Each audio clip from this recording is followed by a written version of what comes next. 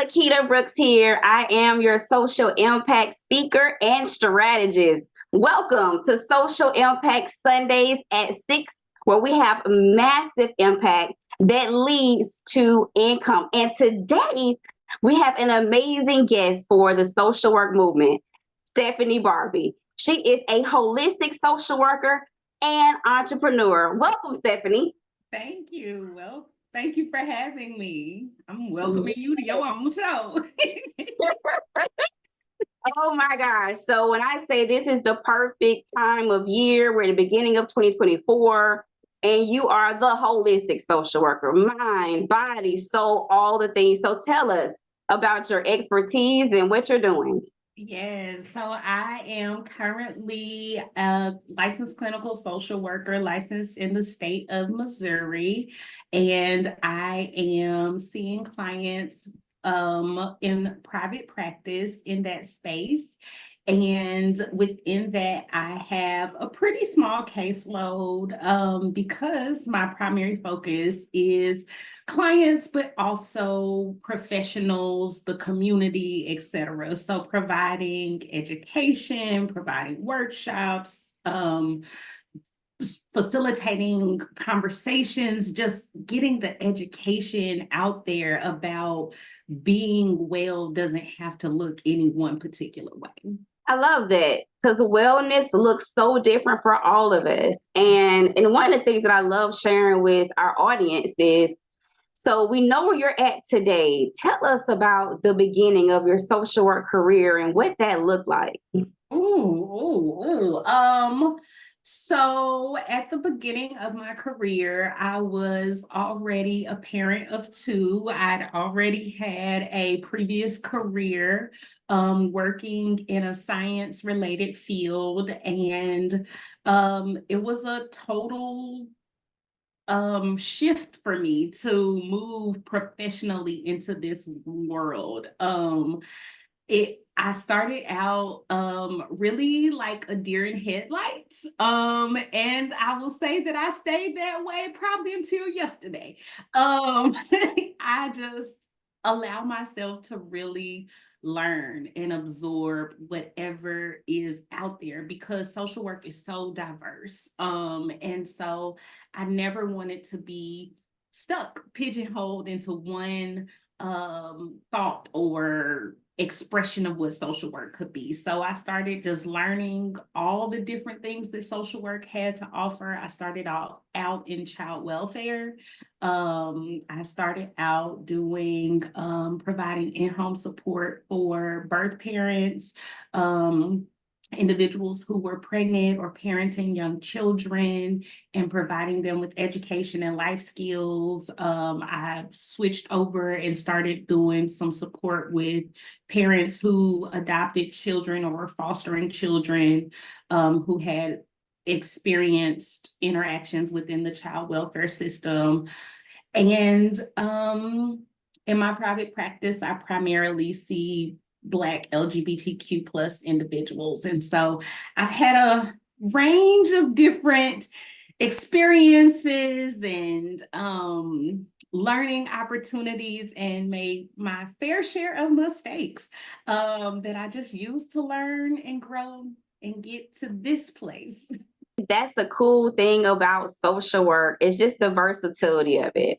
Like the fact that you're like, hey, I started out in child welfare and it's child welfare, and it actually sounds like you actually had children while Yeah. you were working in child welfare. So what advice would you give to someone else who's in child welfare and they're trying to figure out how to navigate working in child welfare, being a social worker in real life, and being a parent in real life, and still being able to try to focus on their wellness, their mental, emotional, financial, spiritual, all the things? What advice would you give them?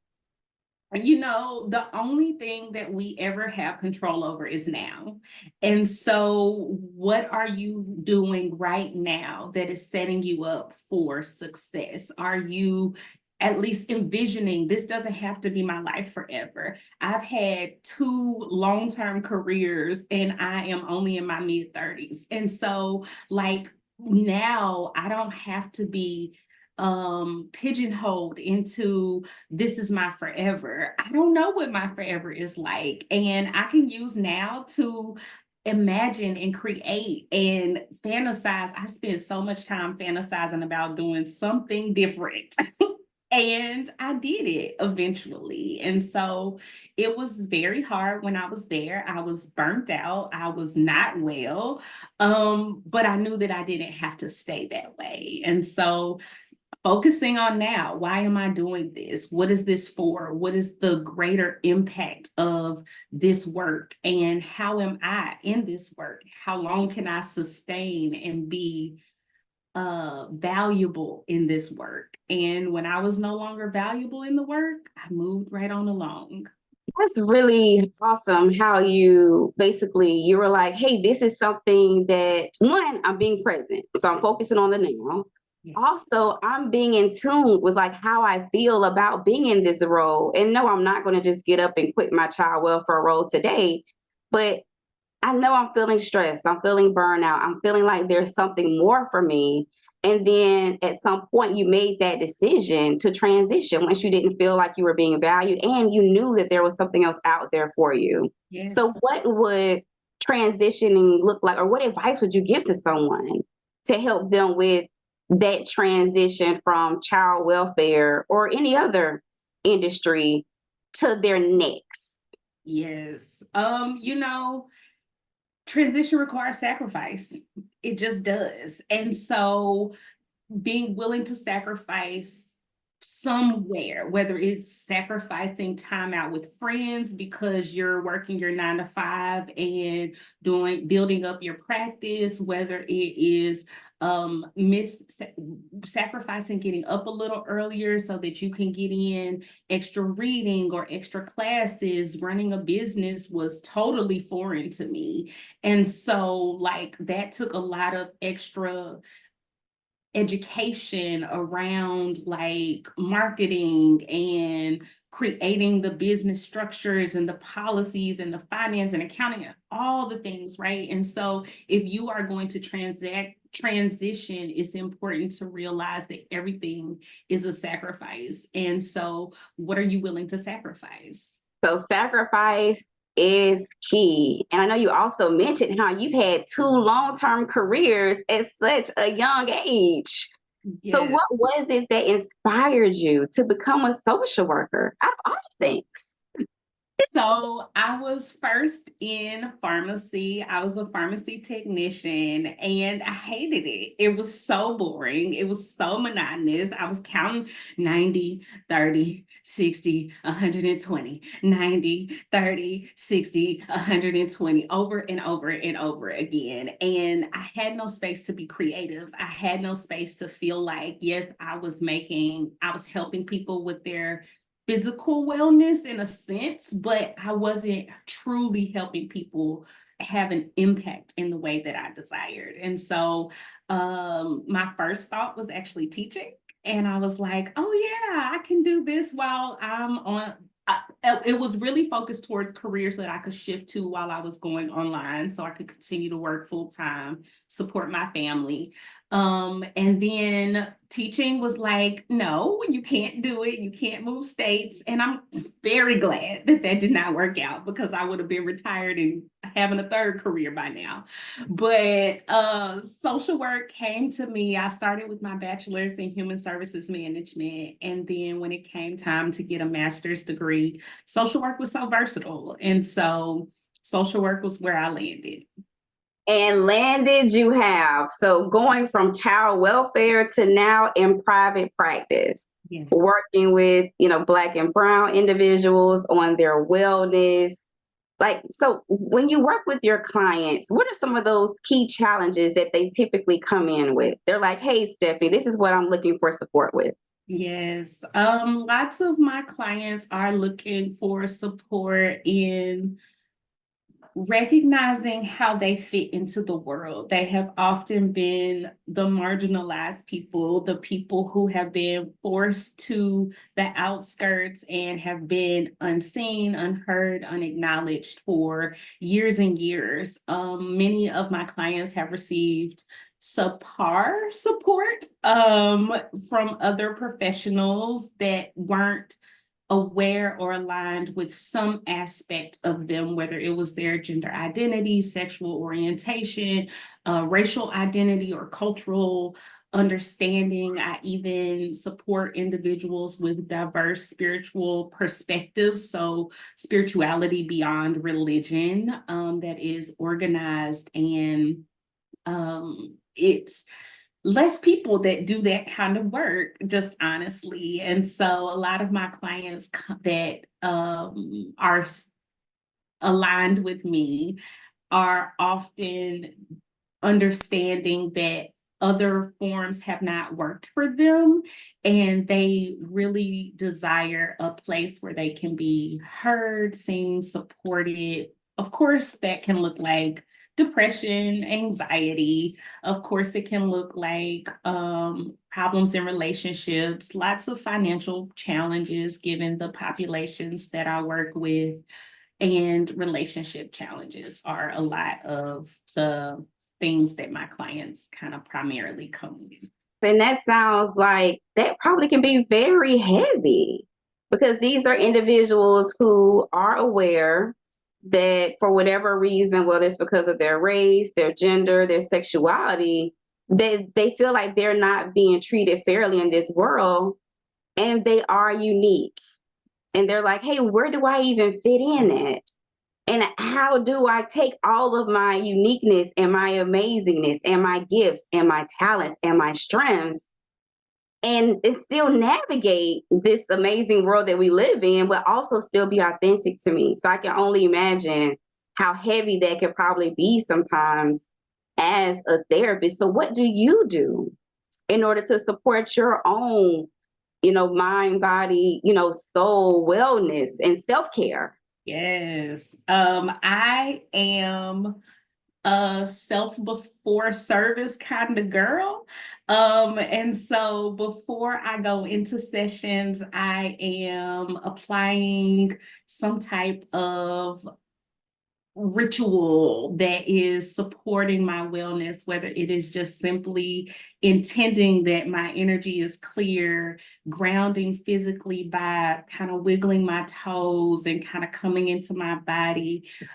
During sessions, I'm making sure that I'm checking in with myself. How is what this client is processing?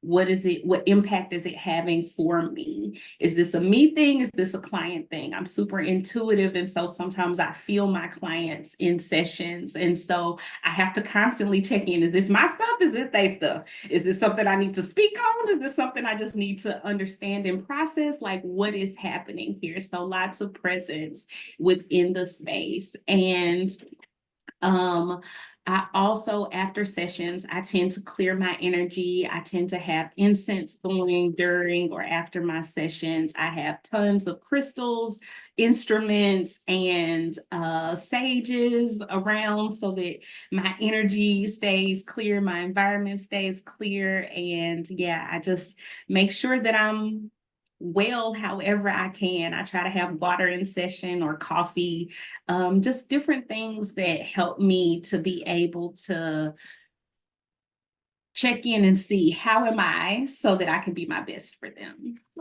And I really respect you for that, because you recognize that it can be something that's heavy, and you have your own rituals and things that you do. Like you said, grounding and clearing and making sure your energy is right, and even checking in to say, is this my stuff or is this something else? So I really respect you for that. And tell me, what's next for you? I think you're planning to do some more speaking, training. Tell us about that. Yes. So next I have sorry, I got a kiddo here.